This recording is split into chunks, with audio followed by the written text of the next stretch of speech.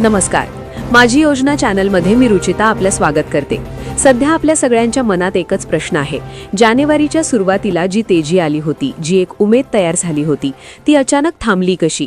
काही दिवस असं वाटत होतं की आता आपल्या कष्टाचं चीज होणार, भाव पुढे जातील, पण अचानक बाजार जणू ब्रेक लागल्यासारखा एका जागी थांबला आहे. ही तेजी फक्त एक झुळूक होती का, की बाजारात कोणीतरी मुद्दाम भाव रोखून धरलेत? आजच्या या विश्लेषणात आपण याच प्रश्नांची उत्तरे शोधणार आहोत. पुढे जाण्याआधी एक महत्त्वाची आठवण. बाजारातल्या प्रत्येक चढ उतारावर, प्रत्येक निर्णयावर आम्ही बारकाईने लक्ष ठेवतो आणि ही अचूक माहिती योग्य वेळी तुमच्यापर्यंत पोहोचावी यासाठी माझी योजना चॅनलला सबस्क्राईब करा आणि बेल आयकॉन नक्की दाबा, कारण योग्य माहिती हीच शेतकऱ्याची खरी ताकद आहे. आता मुद्द्याकडे येऊया. जानेवारीच्या पहिल्या 2 आठवड्यात बाजारात चांगली तेजी होती. भावात 500 ते 800 रुपयांची वाढ झाली होती आणि 12-13 जानेवारीला बाजार अक्षरशः शिखरावर पोहोचल्यासारखा वाटत होता. अनेकांना असं वाटलं की लवकरच हजारांचा टप्पा पार होईल, पण 15 जानेवारी नंतर चित्र पूर्णपणे बदललं. भाव पुढे जाणं थांबलं आणि आजही ते त्याच पातळीवर अडकलेले दिसतायत. ही अचानक आलेली शांतता सामान्य नाही. बाजारात अशी शांतता सहसा एखाद्या मोठ्या अडथळ्यामुळे येते. मग प्रश्न असा आहे की हा अडथळा नेमका काय आहे? भाव एका अदृश्य भिंतीवर येऊन का थांबले? आज देशातल्या बहुतेक मोठ्या बाजारांमध्ये चांगल्या प्रतीच्या कापसाला सरासरी 7,800 ते 8,200 रुपये प्रति क्विंटल भाव मिळतोय आणि धक्कादायक गोष्ट म्हणजे हाच भाव 15 जानेवारीच्या आसपासही होता. म्हणजे जवळपास महिना उलटून गेला तरीही भावात कोणतीही ठोस वाढ झालेली नाही. याचा अर्थ बाजार जाणीवपूर्वक एका मर्यादेत रोखून धरला जातोय. या सगळ्या गणितामागे एक नाव वारंवार पुढे येते आणि ते म्हणजे भारतीय कापूस महामंडळ, म्हणजेच CCI. सरकारतर्फे शेतकऱ्यांकडून कापूस खरेदी करणारी ही संस्था आज बाजारातील भाव वाढीला मर्यादा घालते असं चित्र दिसते.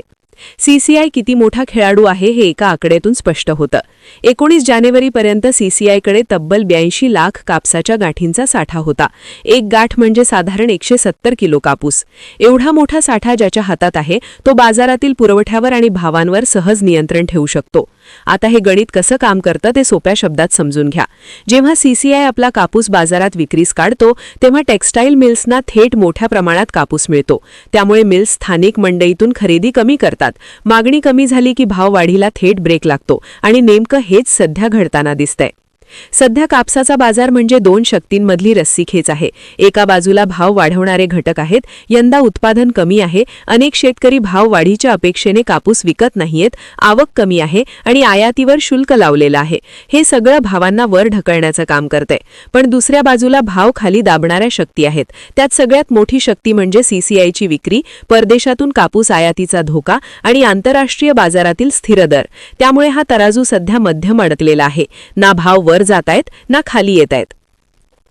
याचा सगळ्यात ठोस पुरावा म्हणजे CCIचा लिलाव दर. सध्या CCI 55 ते 57 हजार रुपये प्रतिखंडी दराने कापूस विकते आणि खुल्या बाजारातही भाव याच पातळीवर येऊन थांबलेत. म्हणजेच CCIने बाजारावर एक अदृश्य कमाल मर्यादा लावली आहे. जोपर्यंत ही मर्यादा बदलत नाही तोपर्यंत भाव मोठ्या प्रमाणात वाढणं कठीण आहे. यासोबतच अजून एक मोठा धोका आहे, तो म्हणजे आयातीचा. जर देशांतर्गत भाव थोडेसे जरी वाढले तर टेक्स्टाईल मिल्स ब्राझील किंवा ऑस्ट्रेलियातून कापूस मागवण्याचा विचार करू शकतात. कारण सगळे खर्च धरले तरी परदेशी कापूस आणि देशांतर्गत कापसाच्या किमतीत फारसा फरक राहत नाही. त्यामुळे आयातीचा धोका सतत बाजारावर दबाव ठेवतो. आता प्रश्न उरतो, शेतकऱ्याने अशा परिस्थितीत काय करावं? याचं उत्तर एकच नाही, पण पुढची दिशा ठरवण्यासाठी 3 संकेतांवर लक्ष ठेवणं खूप गरजेचं आहे. पहिला, CCI आपल्या लिलावाचे भाव वाढवतंय का?